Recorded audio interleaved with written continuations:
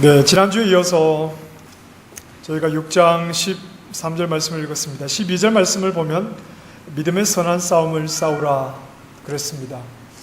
이 싸움은 가치가 있는 싸움인데 그 이유는 이 싸움 뒤에는 영생이 있기 때문에 그렇습니다. 영생으로 나아가는 과정이기도 합니다. 그렇다면 영생으로 나아가기 위해서는 누구나 예외 없이 믿음의 선한 싸움을 다 싸우면서 이 길을 가야 합니다. 영생이라고 하는 것은 보물찾기를 하듯이 어쩌다가 발견하는 것이 아닙니다. 영생은 교회 안에 있다가 보면 어떻게 하다가 죽은 뒤에 얻게 되는 그런 것도 아닙니다. 교회를 다니다 보면 죽은 뒤에 영생을 얻겠지, 그런 것도 아닙니다. 영생은 내 안에 있는 겁니다. 길이요 진리요 생명이신 예수 그리스도, 그분과 연합되어서 그분 안에 내가 있기 때문에 이전에는 우리는 생명이 없었습니다. 허물과 죄로 죽었죠. 그렇던 우리가 이제 그리스도 안에서 그분과 연합됨으로, 그분에게 속하게 됨으로 우리는 생명을 얻게 된 겁니다. 마치 하와가 아담의 몸에서 나오듯이. 그래서 하와는 아담의 뼈 중에 뼈고 살 중에 살이듯이 신부인 교회 역시 신랑의 몸에서 나올 뿐입니다. 신부는 신랑이신 예수 그리스도에게로 나오고, 역시 예수 그리스도가 교회의 머리이시고 뼈 중에 뼈요 살 중에 살이라고 했던 신부를 향한 신랑의 고백처럼 우리는 그분의 몸의 여러 지체일 뿐이지 그것 외에 다른 것으로 우리 교회 하나님의 백성된 우리를 설명하지 않습니다.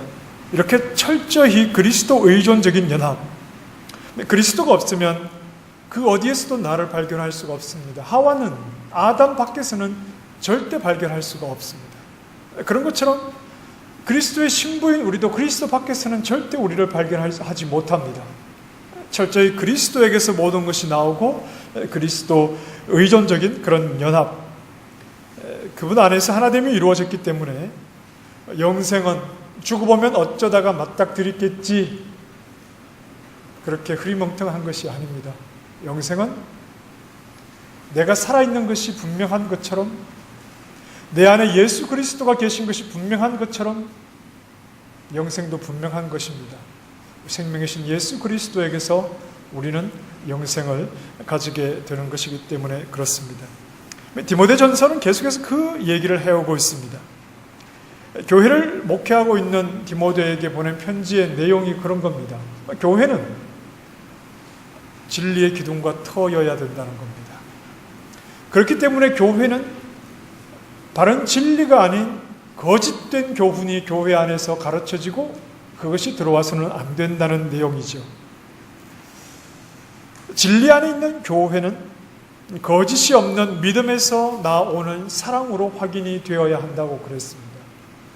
왜냐하면 그 진리라고 하는 것은 계속 반복되었던 내용입니다만 예수 그리스도이시요 진리는 곧 인격이시요 그분은 우리에게 사랑으로 오셨기 때문에 진리 안에 있는 교회는 거짓 없는 믿음에서 나오는 사랑이, 기독교는 사랑의 종교, 그렇게 해서 어떤 이념화하자는 게 아닙니다. 그렇지 않습니다. 그것을 말하는 것이 아니라 기독교는 그리스도뿐입니다. 기독교는 사랑의 종교가 아니라 그리스도뿐입니다. 그런데 그 그리스도가 우리에게 사랑으로 나타나셨기에 당연히 우리는 거짓 없는 믿음에서 사랑이 나와야 하는 겁니다. 하나님은 모든 사람이 구원을 받으며 진리를 아는 데 이르기를 원하신다고 그랬습니다. 교회의 감독에 대해서도 말하면서 감독은 잘 가르쳐야 한다. 교회의 진리를 잘 가르칠 수 있어야 하고, 또 잘 가르치는 장로는 배나 존경할 자로 알되 말씀과 가르침에 수고하는 이들에게 더욱 그리 할 것이라. 그리고 다른 교훈을 따르면 이는 아무것도 모르는 자요, 진리는 존재의 문제니까 먹을 것과 입을 것이 있으면 자족하고 존재에 어떤 영향도 끼치지 못하는 돈, 그것을 사랑하지 말아라. 부자가 되려고 하지 말아라. 돈을 쫓아가면 안 된다. 돈을 사랑해도 돈이 하나님 앞에 서게 하는 우리의 존재의 문제, 네가 누구냐를 확인해야 하는 그 하나님의 심판대 앞에서 우리의 존재는 돈이 아무것도 할 수 있는 것이 없으니까 가지고 있는 것을 자족하고 먹을 것이 있고 입을 것이 있으면 그것으로 만족하고 하나님 앞에 다시 서기 전까지 내가 누구냐 하는 문제, 인격이신 그 진리가 내 안에 계셔서 내가 누구냐를 진리로 말할 수 있는 그러한 존재가 되기 위해서 애쓰고 노력하는 것이 우리가 생명이 있는 동안에 해야 할 일이지, 돈을 쫓아가는 것, 돈을 사랑하는 것, 이것은 어리석은 일이다 하는 것을 계속해서 말씀을 했습니다. 그러니 진리이신, 인격이신 예수 그리스도 안에서 새로운 존재, 그 안에서 새로운 피조물이 된 존재라면 진리와 연합되어서 새로운 존재가 되었다면 이제 선한 싸움을 싸워가야 한다. 선한 싸움을 싸워가는 자라는 말은 선하지 않은 것과는 구별되었다 하는 겁니다. 예전에는 우리는 다 선하지 않았습니다. 우리는 다 악이었고 다 사망이었고 다 어둠이었습니다. 그러나 이제는 선하지 않은 것과 싸움을 싸울 수 있게 됐다는 것은 우리는 선한 자가 되었다는 말이고, 이 선함은 진리이시고 생명이신 예수 그리스도 그분의 인격이 내 안에 계시기 때문에 그렇습니다. 그래서 우리는 이제 선하지 않은 것과 구분된 존재가 되었습니다. 그래서 11절 말씀에 하나님의 사람아, 오직 너 하나님의 사람아, 선한 것이 없는 가운데 선한 존재가 되었다. 새로운 존재로서 살아가고 있기 때문에, 생명을 얻은 자가 되었기 때문에 이전에 생명 없던 것과는 다르게 살아가야 한다는 말입니다. 물론 그 믿음의 선한 싸움을 싸워야 하는 이 생명의 길은 우리가 만들어서 가는 길이 아니라 우리 앞서 가신, 선한 싸움을 싸워가신 예수 그리스도, 우리와 연합되어 그분과 떨어질 수 없는, 그래서 그분이 앞서가신 그 선한 싸움의 길을 우리가 뒤따라가는 길입니다. 바울은 그 예수님을 이렇게 소개합니다. 13절 말씀에 보면 본디오 빌라도를 향하여 선한 증언을 하신 그리스도 예수. 바울은 선한 존재가 되어서 이제 선한 싸움을, 선하지 못한 것과 선한 싸움을 싸워가야 하는 우리에게 선한 싸움을 앞서가신 예수 그리스도를 제시합니다. 예수님은 우리와 똑같은 몸을 입으신 분이고 이 죄악된 세상에 사신 분이지만 그분은 죄가 전혀 없으신 분이셨습니다. 성령으로 잉태되셨고 죄가 없이 사신 분이기 때문에 이 죄악된 생애를 살아내신 그분의 모든 생애가 선하지 못한 것과 싸움을 싸우신 그러한 삶이겠지만, 그러나 바울은 빌라도를 향해서 나타내신 선한 증언, 즉 빌라도 앞에 서신 예수님의 모습에서 하나님의 사람이 걸어야 할 선한 싸움의 모범을 구체적으로 제시를 하는 겁니다. 예수님과 빌라도의 관계는 죄인과 심판하는 자의 관계입니다. 누가 죄인이냐 하면 예수님이 죄인입니다. 누가 심판하는 자냐 하면 유다 총독인 빌라도가 심판하는 자리에 있습니다. 예수님이 왜 죄인입니까? 말도 되지 않는 소리죠. 예수님은 지금 오해를 받고 계시는 거죠. 진정한 심판자는 예수 그리스도이시고 그 앞에 심판을 받아야 할 자가 세상에서는 오히려 죄 없으신 예수님이 심판을 받는 자리에 있고 죄인이 그분을 심판하는 이런 구조 속에 있다 하는 겁니다. 예수님은 지금 오해를 받는 자리에 서 계십니다. 여러분, 오해를 받아보셨습니까? 오해를 받으면 굉장히 억울합니다. 굉장히 억울합니다. 나는 그렇지 않은데, 나는 그런 일을 한 적이 없는데, 나는 그런 말을 한 적이 없는데, 나는 그런 의도가 아니었는데, 사람들이 나는 그렇다는 겁니다. 굉장히 억울합니다. 그런데 오해의 말들을 하나씩 다 쫓아가면서 해명하기도 힘듭니다. 그래서 때로는 저는 간간히 그런 이야기를 합니다. 적당한 오해는 괜찮습니다. 적당한 오해는 시간이 지나면, 내가 그렇지 않으면 시간이 지나면 또 다 드러나기 마련입니다. 적당한 오해 굳이 쫓아가서 그 앞에다가 변명하려고 하지 말고 적당한 오해는 받으면서 진행하도 괜찮습니다. 제가 이런 얘기를 간간히 합니다. 그런데 예수님께서 받으신 오해의 정도는 그런 것이 아닙니다. 예수님은 지금 목숨을 빼앗길 수 있는 그런 상황에 서 계시는 겁니다. 그 자리에서 예수님은 빌라도를 향해서 나타내신 선한 증언이 있었는데 그것은 바로 침묵입니다. 예수님은 오해받는 자리에 서 계시고 그 오해는 지금 예수님의 목숨을 잃는 그 위태로운 자리에 서 계신데 그 자리에서 예수님이 보이신 선한 증언은 바로 침묵하셨다 하는 겁니다. 마태복음 27장에 보면 대제사장들과 장로들에게 고발을 당하되 아무 대답도 아니하시는지라. 지금 빌라도의 법정 앞에 예수님의 모습입니다. 사람들이 나를 고발하면, 나보고 죄를 지었다고 고발하면 나는 그런 적이 없다고 말해야 합니다. 사람들이 나를 오해해서 내가 죄인이라고 고발을 하면 나는 그런 잘못을 한 적이 없다고 자꾸 변론을 해야 합니다. 그런데 침묵을 한다는 것은 그들의 고발을 어느 정도 인정하는 것처럼 보입니다.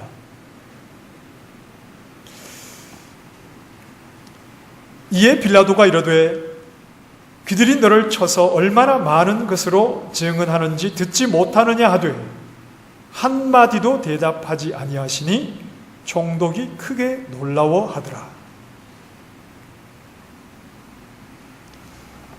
많은 사람들이 예수님을 죽이기 위해서 없는 말들로, 오해하는 말들로 예수님의 죄를 고발하고 있는데 예수님은 거기에 대해서 한 말씀도 하지 않고 계시니까 오히려 빌라도가 놀랐다. 요한복음 19장에 가면 빌라도가 예수님을 향해서 이렇게 말합니다. 내가 너를 놓을 고난도 있고 십자가에 못 박을 고난도 있는 줄 알지 못하느냐. 빌라도는 힘을 가졌습니다. 사람을 살리기도 하고 사람을 죽이기도 하는 그 힘을 가졌습니다. 그 앞에 서신 예수님은 세상의 힘을 가진 자 앞에서 침묵을 하면서 세상의 힘을 의지해서 굳이 살려고 하지 않으시는 그러한 모습을 보이고 있는 겁니다. 빌라도는 예수님에게서 죽일 죄를 찾지 못했습니다. 나는 그에게서 죄를 찾지 못하였노라. 예수님을 고발하는 자들 앞에 나아가서 분명하게 말합니다. 나는 예수에게서 어떤 죄도 죽일 죄를 찾지 못하였다.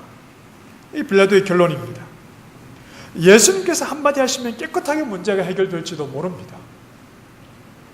그러나 침묵하심으로 죽음을 향해 가기를 마다하지 않으셨다 하는 겁니다. 바울이 지금 제시하는 예수님의 선한 싸움은, 그리고 예수님을 뒤따라 선한 싸움을 계속해서 싸워가야 할 우리에게 제시하는 것은 바로 세상의 어떤 정신, 세상의 정신과 맞서 싸우는 그런 싸움입니다. 힘을 가진 자가 정권을 휘두르는 세상입니다. 약육강식, 강한 자의 밥이 될 수밖에 없는, 힘 있는 자가 약한 자를 억압할 수밖에 없는 이런 약육강식의 구조가 지배하는 세상입니다. 힘 있는 자에 의해서 움직이는 세상에 맞서서 세상은 여전히 힘 있는 자가 움직이는 것 같으나, 사람의 살고 죽음을 힘 있는 자가 주관하는 것 같으나, 그러나 여전히 이 세상을 지배하는 진정한 권한을 가지신 분은 하나님이신 것을 그 자리에서도 고백해야 하는 싸움입니다. 세상의 정신은 그렇습니다. 힘 있는 자면 된다는 겁니다. 내가 힘이 있으면 할 수 있다는 겁니다. 그러나 예수님은 지금 세상에 힘이 있다고 하는 자 그 앞에서 그의 힘을 의지하지 않고 철저히 침묵하시면서 세상에 힘 있는 자에 의해서가 아니라 살아계신 하나님에 의해서 모든 것이 이루어져 간다 하는 것을 분명하게 보여주시는 겁니다. 예수께서 대답하시되 위에서 주지 아니하셨더라면 나를 해할 권한이 없었으리라. 내가 너를 사귈 일, 내가 너를 죽일 권한이 있다는 것을 알지 못하느냐? 여기에 대해서 예수님이 너에게 권한이 있으니 나를 좀 잘 봐줘서 나를 살려주시오, 이렇게 말씀하시는 것이 아니라 철저히 침묵하심으로, 그러나 네가 가진 권한이 있는 것 같아도 그 권한은 위에서 주신 것일 뿐이다 하는 겁니다. 바울은 디모데에게 하나님의 사람이 싸워야 할 선한 싸움의 영역은 단지 자기 자신의 어떤 내면에 관한 부분만이 아니다 하는 겁니다. 11절에서 말씀했던 것처럼 의와 경건과 믿음과 사랑과 인내와 온유를 따르면서 이전에 육신 가운데 육신의 정욕을 따라서 살았던 모습을 버리고 예수 그리스도와 변화된 존재로 살아가야 하는 어떤 그런 변화된 내면, 개인의 문제, 이것만이 우리가 싸워 나아가야 할 영적 싸움이 아니다 하는 겁니다. 또 다른 싸움이 있는데 그것은 바로 세상의 정신과도 맞서서 싸워야 한다는 말입니다. 바로 힘을 가진 자가 되어서 내가 가진 그 힘의 우세함을 가지고 살아가려고 하는 정신입니다. 안타깝게도 이런 정신은 교회 안에도 들어와 있는 것 같습니다.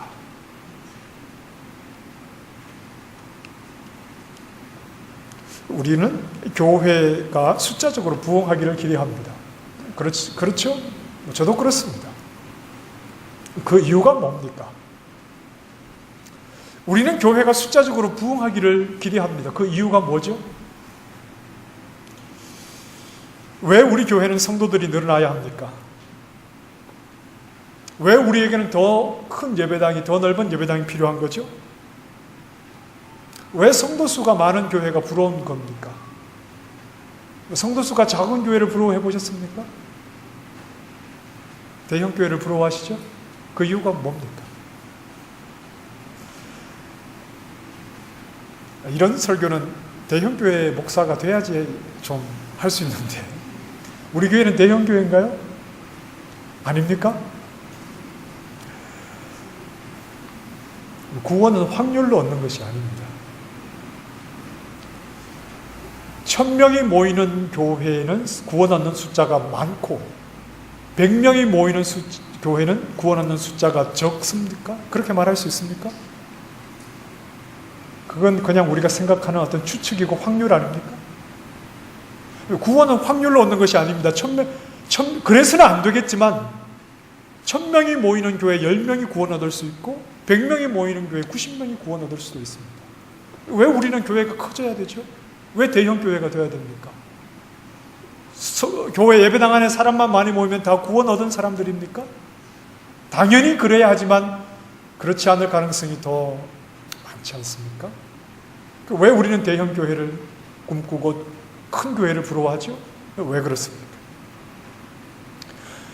덩치가 커지면 힘이 있다고 생각하기 때문에 그렇습니다. 교회 덩치가 커지면 큰 교회 목사, 큰 교회 장로들은 뭔가 좀 밖에 나가서도 목에 힘이 들어가고 어깨에 힘이 들어가니까, 그리고 어느 교회 다니시죠? 네, 퍼스 한인 장로교회. 아, 그 교회가 어디죠?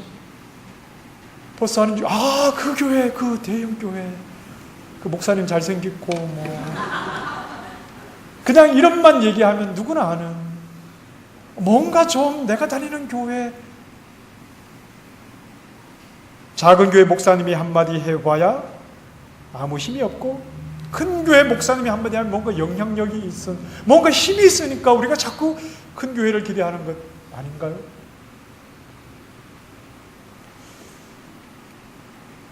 이렇게 외형에 집중하는 모습은 복음의 내용과는 안타깝게도 좀 상반됩니다.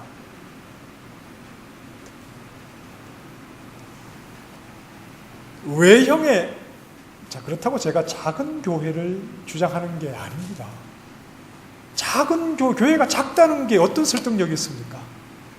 별로 없습니다. 크다는 것이 그 자체가 큰 의미가 없듯이 작다는 것도, 작다는 그 자체는 큰 의미가 없습니다. 그러니까 제가 드리는 말씀은 맹목적으로 큰 것을 추구하지 말고 왜 우리는 교회가 숫자적으로 늘어나야 하는지에 대해서 분명한 이유를 좀 생각을 해보자는 의미지, 작은 게 좋다 그것을 말씀드리는 게 아닙니다. 자, 오해하지 마시고. 그런데 외형에 집중하는 모습은 복음의 내용과는 조금 상반된다고 봐야 합니다. 예수님께서 이 땅에 오심으로 하나님 나라가 시작될 때 밭에 심겨진 겨자씨 한 알과 같다. 예수님이 이렇게 비유로 마태복음 13장에서 말씀하셨습니다. 하나님의 나라가 밭에 심겨진 겨자씨 한 알, 겨자씨 보신 적 있으신가요? 그냥 저마나 볼펜으로 찍어 놓은 듯한 그런 작은 씨앗입니다. 씨앗 중에 가장 큰 씨앗은 호박씨입니까? 아보카도, 망고. 좀 뭔가 이렇게 막 큼직한 씨앗으로 말씀하지 않고 보이지도 않는 겨자씨로 왜 하나님 나라를 말씀하시는 겁니까?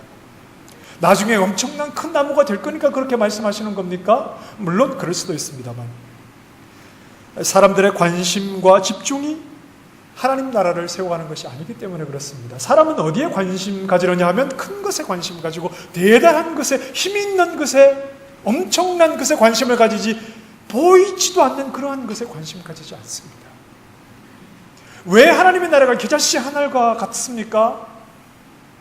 사람들의 관심 속에서 하나님 나라는 세워져 가는 것이 아니기 때문에 그렇습니다. 사람들이 관심 가지고 사람들이 뭔가 대단하다고 말하니까 하나님의 나라가 세워져 가는 것이 아니라, 사람의 관심이 전혀 없어도, 사람이 전혀 인정하지 않아도 하나님의 나라는 하나님에 의해서 세워져 가는 겁니다. 사람이 하나님 나라를 세우는데 보탬이 된다고 생각하십니까? 그렇지 않습니다. 하나님의 나라는 우리가 세워가는 겁니까? 하나님의 나라는 우리가 확장해 가는 겁니까? 아닙니다. 우리가 선교사님들을 보내서 복음을 전하면 하나님 나라를 막 우리가 확장해 가는 겁니까? 그렇지 않습니다. 하나님의 나라는 하나님이 세워가시는 겁니다.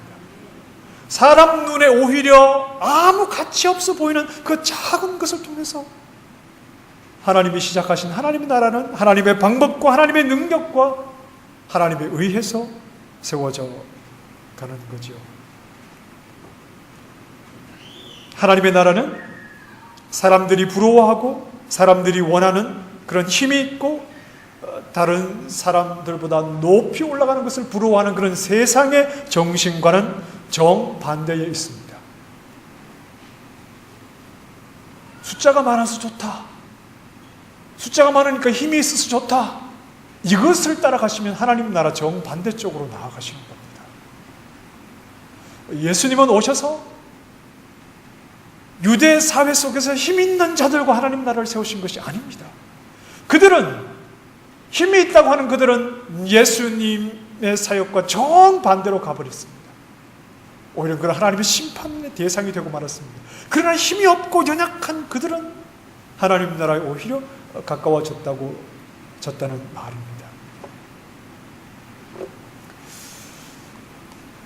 하나님의 나라는 오히려 세상의 정신을 볼 때는 부끄러움입니다.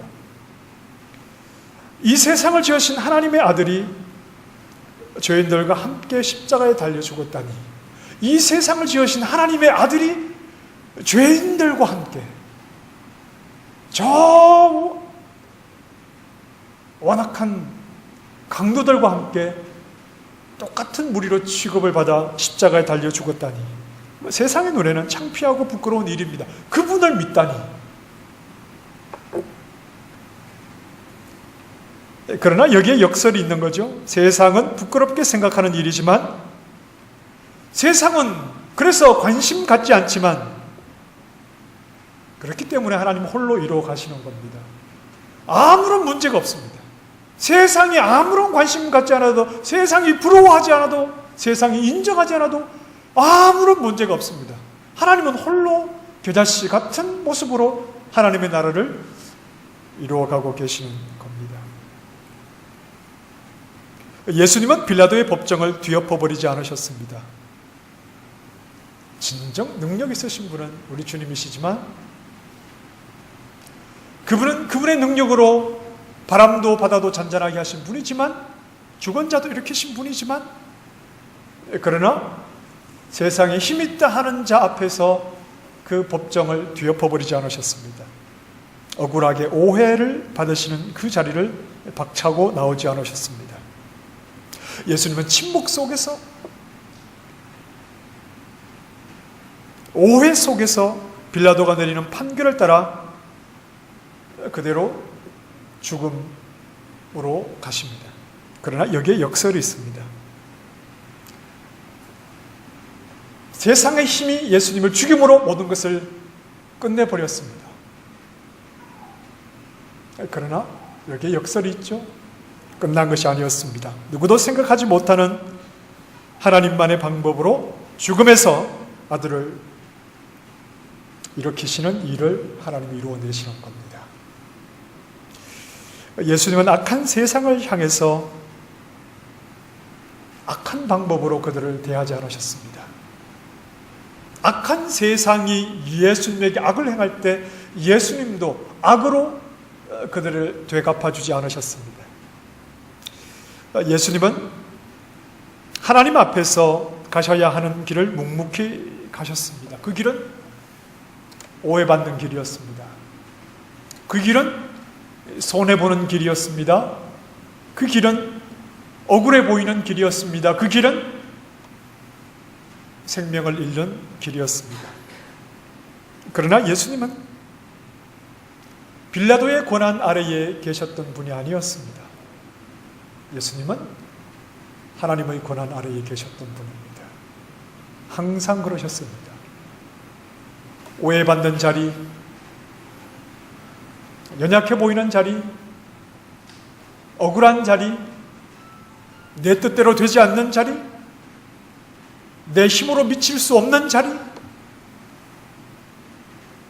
그래서 세상의 힘에 의해서 모든 것이 결정되는 것 같고, 세상의 힘에 의해서 내가 소외받고 내게 손해가 오고 내가 죽는 것 같으나, 그러나 하나님의 사람은 단 한 번도 세상의 힘 아래에 있는 것이 아니라 하나님의 권한 아래에 있는 자인 것을 아셔야 합니다. 예수님은 세상의 힘 아래에 그저 죽임을 당하시는 것 같지만, 그러나 진정 하나님의 권한 아래에 계셨던 예수님을 통해서 하나님은 그분이 이루시고자 하시는 모든 일을 다 이루어내셨습니다. 세상의 권한은 하나님이 이루시는 일을 방해할 수 없고, 세상의 권한은 진정한 권한을 가지신 하나님의 일을 가로막을 수도 없고, 하나님이 하시고자 하시는 일을 되돌릴 수도 없고, 그 방향을 바꾸어 놓을 수도 없습니다. 단지 이 세상에서 그것이 증명되지 못한다 하더라도, 세상의 권한이 나를 이기는 것 같아도, 세상의 권한, 그 세상이 가진 힘이 모든 것을 이루는 것 같아도, 그러나 실제로 모든 것이 이루어지는 것은 하나님의 뜻 안에서 다 이루어지고 있다는 것을 우리는 의심할 필요가 없습니다. 진정 우리는 하나님의 권한 아래에 있는 사람들이기 때문에 그렇습니다. 우리 역시 예수님과 연합되어서 하나님의 아들로서 하나님의 권한 아래에 항상 있는 자들이니, 힘을 믿는 세상의 정신을 따르지 않도록 싸워가야 합니다. 내가 그런 세상의 힘을 가진 자가 되어야 하겠다. 내가 세상의 힘을 가짐으로 내 뜻대로 무언가를 할 수 있겠구나. 내가 힘을 가지면 내 마음대로 할 수 있겠구나. 아니면 세상의 힘이 나를 그만 짓눌러 버리는구나. 이런 모든 세상의 정신과 우리는 싸워야 합니다. 진정 고난을 가지신 분은 하나님이시요, 하나님은 그분의 고난 아래에 우리를 항상 두셔서 그분의 일을 이루어가고 계시기 때문에 그렇습니다. 우리는 오해받을 수 있습니다. 오해받으면 또 풀 수 있으면 풀어야 됩니다. 괜히 입 꾹 다물고 있어서 오해가 더 쌓이기보다 또 오해받는 일이 있으면 또 풀기도 풀어야 합니다. 물론 아까는 적당한 오해는 괜찮다고 했는데 여러분이 알아서 결정하십시오. 적당한 오해도 괜찮습니다. 손해 당하는 일, 또 어떤 억울한 자리, 내가 할 수 있는 대로 해야죠. 바보같이 그냥 그러고만 있어서는 안 되겠죠. 그러나 세상을 뒤엎으려고 하지 마십시오. 내 힘으로 안 되거든 세상을 뒤엎으려고 하지 마십시오. 항상 하나님의 권한으로 우리를 통해서 아버지께서 이루실 일을 이루어 가시기 때문에 그렇습니다. 내가 손해보고 양보해서 내가 망하는 것 같아도 하나님이 기뻐하시는 일인 줄 알아 그렇게 하면 하나님은 또 다 그분의 방법으로 그분의 일을 이루어 가시기 때문에 그렇습니다. 여러분 마지막으로 성경 한 절 보실까요? 데살로니가 전서 한번 가보겠습니다. 조금 앞으로 가시면 바로 디모데 전서 앞에 있죠. 데살로니가 전서 5장 15절 말씀입니다. 15절 한 절만 읽어보겠습니다. 시작. 삼가 누가 누구에게든지 악으로 악을 갚지 말게 하고 서로 대하든지 모든 사람을 대하든지 항상 선을 따르라. 굉장히 어려운 말씀입니다. 누가 나에게 악을 행하면 나도 악으로 갚아주고 싶은데 그렇게 하지 않아도 되는 것은 하나님의 권한 아래 우리는 있고 하나님은 세상의 악을 통해서도 그분의 선을 이루어가고 계시기 때문에 우리가 굳이 나에게 악을 행하는 자에게 악으로 다 갚지 않아도 내가 손해를 보는 것 같아도 하나님은 그분의 일을 이루어 가시는데 아무런 문제가 없다는 것을 알아야 합니다. 나도 힘을 기르겠다. 내가 힘이 있으면 뭐든지 할 수 있겠다. 세상의 정신입니다. 세상에 힘 있는 자가 나를 억압해서 내 일을 못하게 한다. 그러나 진정 고난을 가지신 분은 우리 하나님. 하나님은 죽음 속에서도 그분의 일을 이루어 가시는 분이니 하나님 앞에서 우리는 하나님의 고난을 인정하며 주어진 환경 속에서 최선을 다하면 되는 것입니다. 하나님은 그분의 일을 지금도 이루어가고 계시니 원수, 나에게 악을 행하는 자에게 내가 힘을 길러서 그에게 갚아주겠다. 또는 내 악한 자가 너무 힘이 있어서 내가 저 사람을 이길 수 없다. 그렇게 절망하지 말고 진정 고난을 가지신 하나님 앞에서 세상의 정신과의 선한 싸움을 계속해서 싸우며 살아갈 수 있는 믿음의 종들이 되시기를 바랍니다. 얼마 남지 않았습니다. 조금만 더 참으시면 됩니다. 조금만 더 있으면 우리 주님 다시 오셔서 신원하시는 날, 우리의 모든 억울함과 우리의 모든 손해와 우리의 모든 참은 것을 다 밝혀서 그 모든 것을 주님이 한 번에 다 갚으실 때 우리는 다 감사와 기쁨이 넘칠 것이고 그때까지 믿음의 선한 싸움을 싸우는 것이 우리가 해야 할 일입니다. 혹시 우리가 죽기 전에 주님 오지 않으시면 너무 오래 살려고 하지 마십시다. 오전에도 말씀 나누었던 것처럼 길면 오랫동안 복종할 수 있어서 감사하고 짧으면 저 영원한 하나님의 영광에 들어가게 되니까 얼마나 감사합니까? 그러니 그때까지 조금만 더 믿음 안에 참으시면서 믿음의 길을 우리 주님 뒤를 따라 선한 싸움을 싸우며 당당하게 나아가는 믿음의 종들이 되시기를 주님의 이름으로 축원합니다. 기도하겠습니다.